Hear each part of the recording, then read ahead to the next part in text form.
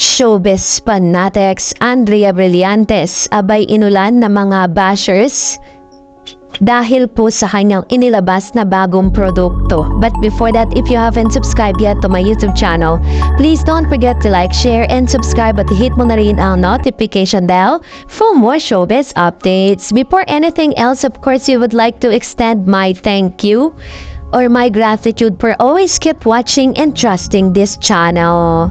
And now let's talk about this one dahil isa sa mga itinuturing na biggest achievement ngayon ni Miss Andrea Brillantes. Mula nang mag-umpisa ang showbiz career ni Andrea Brillantes sa edad na 7, marami nang ang pagsubok at intriga at kontrobersya tungkol sa kanyang personal at professional na buhay ang pinagdaanan at malampasan niya. Ito ay dahilan kaya itinuring siyang survivor.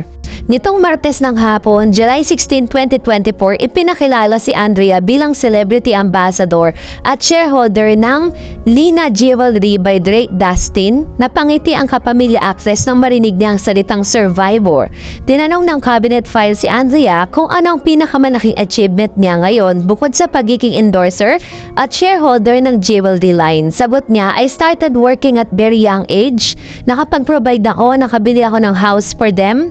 I have my own business po. I'm just happy na natupad ang dreams ko na magkaroon ng sariling makeup brand. But I think ang biggest achievement for me is nandito pa rin ako at ginagawa ko po yung gusto ko, sabi niya. I can say na hindi ako nagbabago ang industriya. Yun ang biggest achievement ko.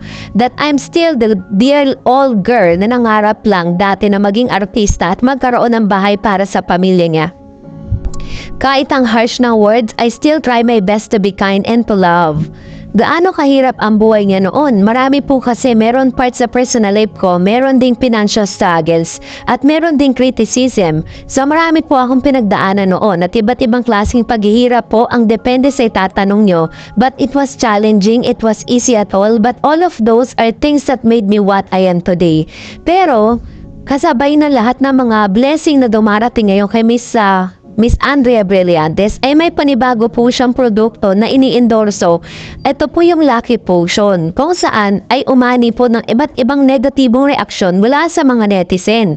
Dahil according to them, paano daw di umano maipopromote ni Miss Andrea Brillantes ang perfume line na kanya pong produkto kung wala daw di umano itong pang-amoy. Matatandang inamin ni Miss Andrea Brillantes sa kanyang interview na siya po ay itinuring na PW or person with disability because si Andrea po kasi meron po siyang kondisyon na hindi po siya wala po siyang pang-amoy. So kaya naman kini-question ng ilang mga netizen ang kredibilidad niya bilang isa sa mga endorser ng Lucky Potion ng sarili niyang perfume line. Paano daw di umano may po-promote ni Andrea ang pabangong ito kung siya mismo ay hindi niya maa-appreciate ang bango nito.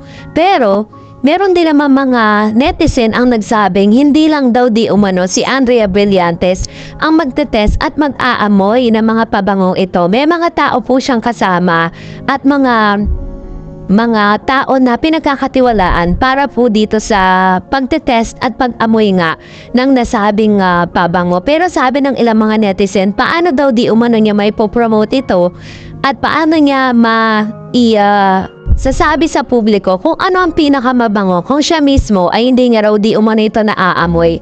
So ganon po kalalim at ganon po katindi ang mga bashers na ipinupukol or nagkokomento dito po sa nasabing bagong ini-endorsong produkto ni Miss Andrea Brillantes. So kayo po, ano po ang inyong saloobin patungkol dito? Comment down below. And that's it for today. For more videos and updates, please don't forget to like and subscribe, and please don't forget to follow my Facebook page, Dar Eds TV. God bless everyone!